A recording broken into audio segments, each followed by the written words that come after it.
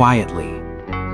Sand, earth, sunlight, water, and fire have been brought together to become pottery.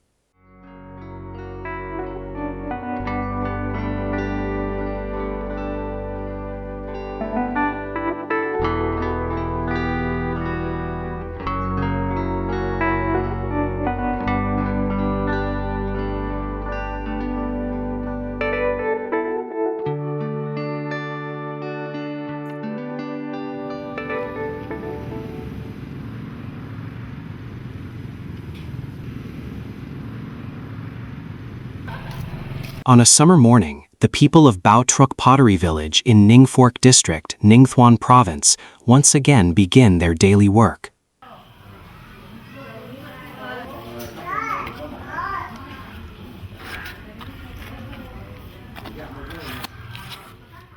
These hands, carrying many years of experience, move smoothly and skillfully, rolling and shaping the clay. According to the villagers, the pottery craft has existed for more than 800 years, and today this remains one of the oldest pottery villages in Southeast Asia. Here, ceramic products still preserve their most ancient and pristine features, making the earth speak and blossom through such highly manual methods of kneading clay.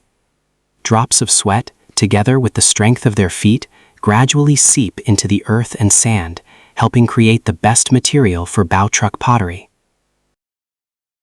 First, we sift the gravel out of the sand, take the clay from a pit, bring it up, and use our feet to tread it evenly. When the sand is thoroughly mixed, we lift it up, take it out, and knead it by hand. In practice, if we touch the clay and feel sand, we remove it. As for treading, it depends. If the pit is large, we tread for 15 or 20 minutes, while for pits with more material than this one, we may tread for an hour. The cleaner the sand is after treading, the better. If there is too little sand, the pottery will crack or explode. That is the very simple way clay is kneaded here. And not only that, every subsequent step required to produce a ceramic product depends on the skillful hands of the people of Truc. No stage is done too quickly. Everything is carried out with great care. We knead it all through and remove this lump. Only then is it finished. Otherwise, we just keep kneading. We knead until all these lumps are gone. This lump has not completely dried yet. At first, when we soak it, it has not dissolved fully. We have to remove this lump. If we do not, the pottery will start bursting. We continue kneading until it is smooth, then begin working. Sometimes the clay does not contain many lumps, so kneading is quick. If there are many lumps, we have to knead a little longer. Then comes the step of shaping the product. The feet of this woman have become heavily calloused because she has been walking backward like this for more than 30 years. She is not the only one. Many women potters perform this familiar work, creating Truc pottery products of strangely captivating beauty.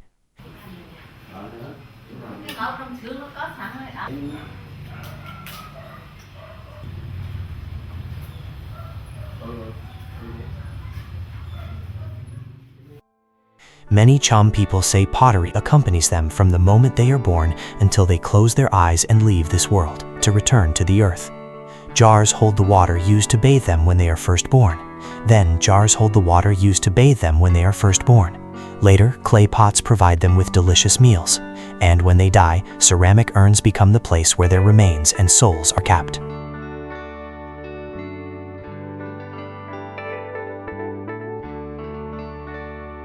Children in Truc Pottery Village gradually become accustomed from an early age to the earthy smell of the soil of their homeland. Their souls are nurtured and embraced by pottery. That is why the Cham people have always loved the simplicity and rustic character of their local pottery and have preserved it to this day.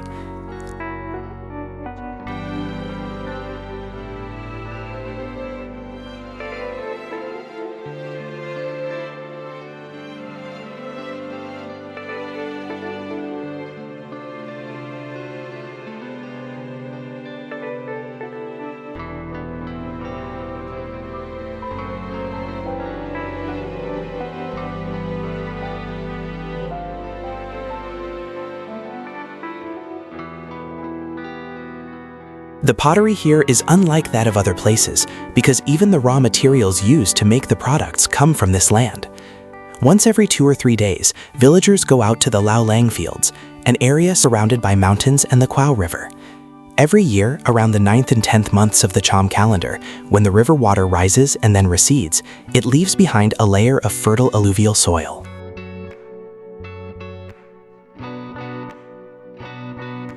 Month after month, that alluvial layer is gradually deposited, like the love the Cham people have for the pottery of their homeland.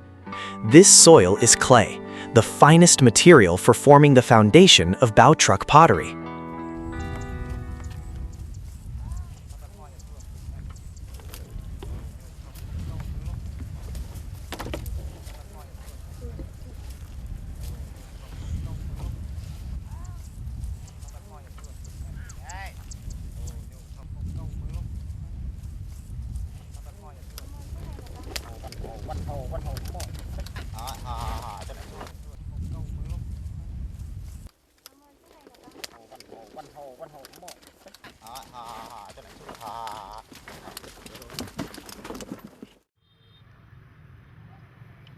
More than 40 years ago, this area was not yet called Truc.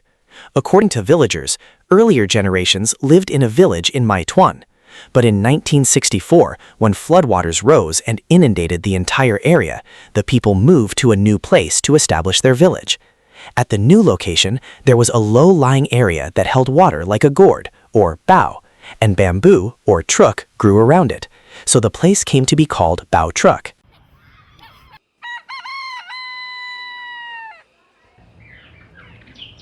Here, despite the harsh passage of time and the many changes in life, the traditional pottery craft has accompanied the people through more than 800 years of history.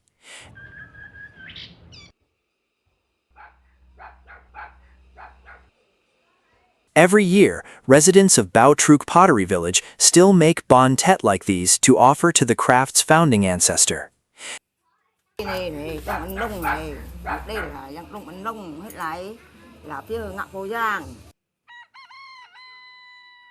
They believe that when cakes made from the rice of their fields are boiled in clay pots and blended with the fire and smoke of their homeland, the elements of nature, earth, fire, water, and sunlight, come together and mingle to create the most delicious cakes to offer to the founding ancestor of the craft. Legend has it that the man who introduced pottery to the villagers was Po Klong Chan, bringing development and prosperity to Truc through the pottery craft.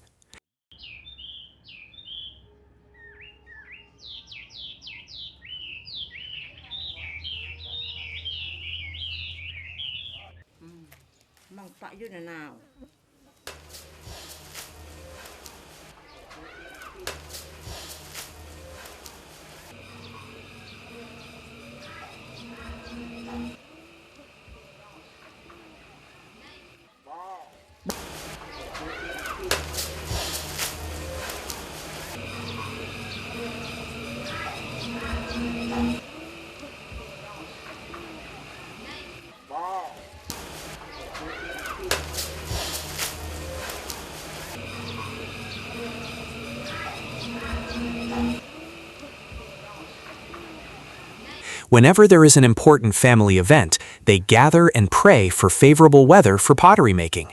Villagers come here together with ritual masters, reciting incantations and making supplications.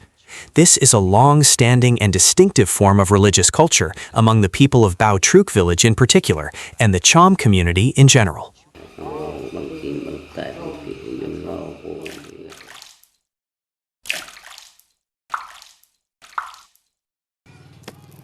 From ancient times until today, people have believed that only Cham girls, with their soft, flexible hands, can transform lifeless lumps of earth and make them speak, passing down messages from thousands of years ago. Girls from the age of 13 begin learning the pottery craft. They must know how to make traditional products, from kettles and clay pots to bells and water vessels. Unlike other traditional pottery making methods that use a potter's wheel to shape products, the people here walk backward in these steps to create a jar or a vessel. Their graceful backward movements are captivating and supple, like the legendary Apsara dances.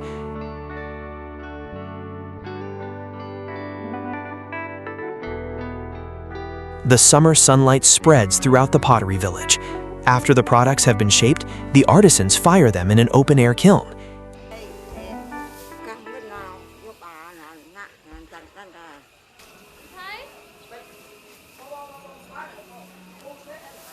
This is different from pottery making practices elsewhere across the country. Because the pottery is fired in an open-air kiln like this, the weather has a considerable influence on the potters here.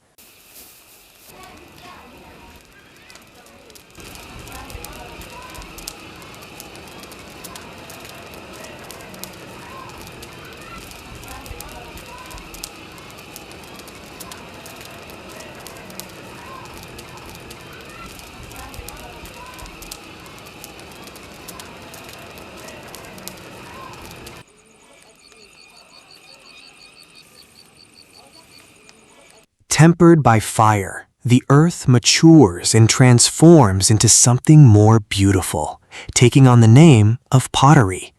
At relatively low temperatures, special materials such as earth, rice husks, and the straw of the homeland, infused with the sweat and creativity of the Cham people, produce unique, one-of-a-kind products. Their natural colors attract us in a profound and sincere way.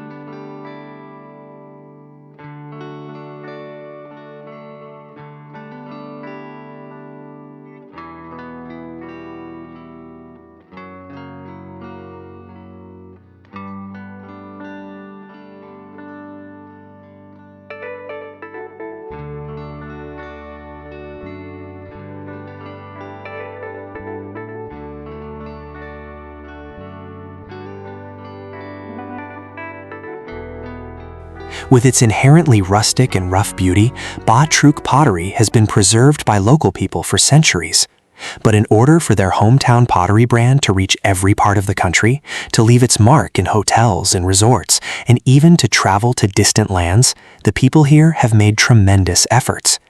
They continually incorporate refined traditional beauty and a high degree of aesthetics into their pottery, while adopting new ways of approaching the market, helping them achieve a more prosperous life through pottery. Since 2000, things have changed. Goods now go to many places and are sold in many locations, most of all in Saigon, followed by Hanoi and Vung Khao. There are many orders. People say the products here are purchased for display and garden decoration, and everyone likes them very much.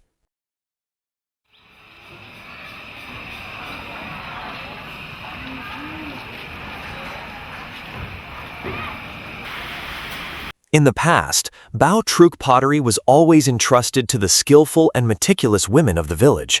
But now, men also take part in this refined tradition and participate in the work. It seems that hardships are shared and creativity is doubled when men's hands also become involved. Dang Sem is one such person. He learned pottery making from childhood and has more than 30 years of experience in the craft. He considers pottery a part of his flesh and blood, inseparably tied to his life. With his gentle and sincere spirit, he infuses the earth with the warmth of human affection. Every time he makes pottery, Mr. Dang Sem feels as though his soul becomes calmer, allowing him to sense the transformations of the earth and to leave upon it the marks of the ups and downs of time and human life. By the year 2000, when I returned here, there had been a transformation. It changed from traditional pottery to artistic pottery. We no longer sold only jars and pots like in the old days, but began making products for interior and exterior decoration. Customers accepted them. I am very proud. meaning that our craft can never truly be imitated. As for the designs, no two can ever be exactly alike, because every design comes spontaneously from the soul of each artisan who creates it. We ourselves are an example. I once taught a class in a neighboring province, organized by the Department of Industry and Trade, as well as the Industrial Promotion Center of Dan Duong District, Lamdong Province.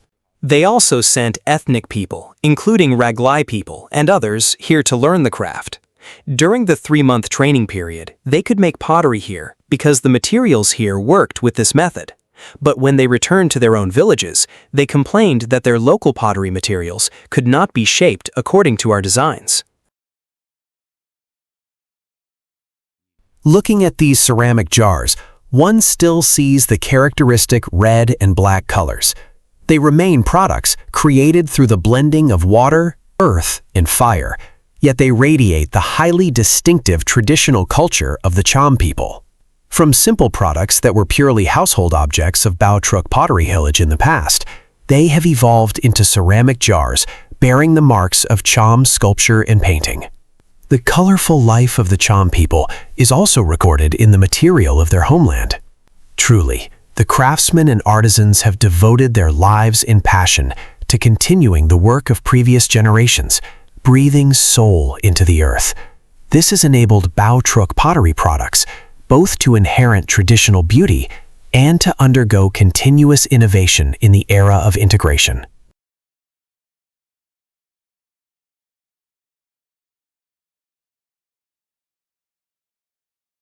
This statue, according to potters or pottery artisans here, is based on Champa sculptural materials. It represents the god Ganesha, the eldest son of the god Shiva. At present, all the original stone statues are kept in the museum in Danang. We rely on books and documentary materials to make items ordered by customers. Because they understand and know about Champa sculpture, when they come here, I have materials and catalogs that I show them so they can choose. As for the god Shiva, people say, of course, that the elephant-headed figure is the firstborn son of Shiva. Customers probably already know Shiva. Shiva is the god who destroys evil spirits, destroys evil, and protects humanity. The deep faith held by Mr. Dang Sem is also the profound wish shared by the people of Truc.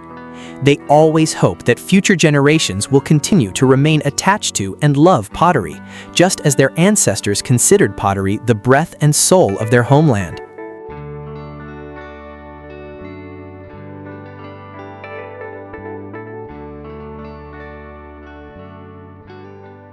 Up to now, when I see a new design, I think within myself about what animal I want it to be.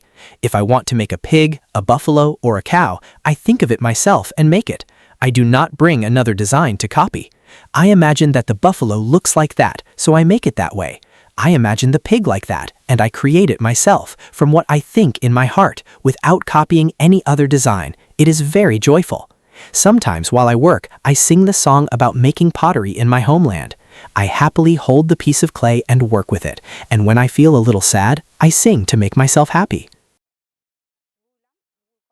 The pottery here is handmade, but it still carries the values of the Cham people and strongly reflects Cham cultural identity. Although the pottery is rough and rustic, it has value. Those who have visited Truc village cannot avoid moments of deep emotion when seeing these primitive, rustic ceramic products, which contain within them the harmony of nature. Here, we can encounter groups of visitors who come to purchase such rustic pottery products. Some people come to buy individual small products for decoration, while others choose items to resell in many different places across the country. My company is currently designing and constructing a resort in Yatrong, Champa Island Resort and Spa Yatrong. It has characteristics of Cham architecture because its location is right below the Po Nagar Cham Towers, so I needed to find decorative objects carrying Cham architectural and cultural features and made by hand. Truc pottery meets all of those requirements, which is why I came here. Truc pottery truly has its own distinctive characteristics. There are many pottery villages throughout Vietnam, But the clearest distinguishing feature of Truc pottery is its color. It is not red or yellowish pink like Hoyan pottery, nor is it as sharply finished as machine-made Minglong or Batrang pottery. But it has its own character because it is handmade, and its colors resemble fired earth and black. That is the most prominent feature of Truc pottery. It is suitable for spaces surrounded by nature, such as resorts, or when combined with the color of wood. It truly enhances the setting. When people look at it, they may not see sharp precision, but they can feel that it has a soul.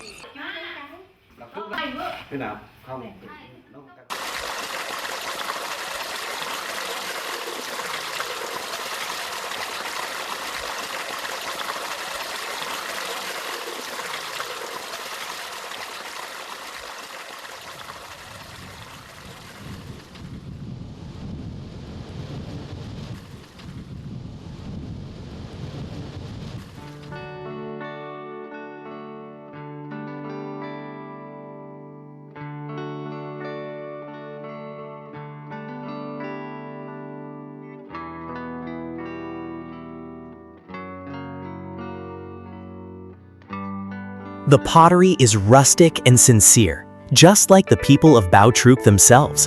In the pottery, we can find the colors of sunlight, wind, straw, and the love of homeland. Hundreds of years have passed, yet the wind and sand continue telling stories that seem eternal in this land. Among those stories is the story of Truc pottery and the people who have been connected to it for generations. In the future, that faithful bond between the earth and the people will continue forever. Sand, earth, sunlight, wind, and people will continue to accompany one another in creating pottery.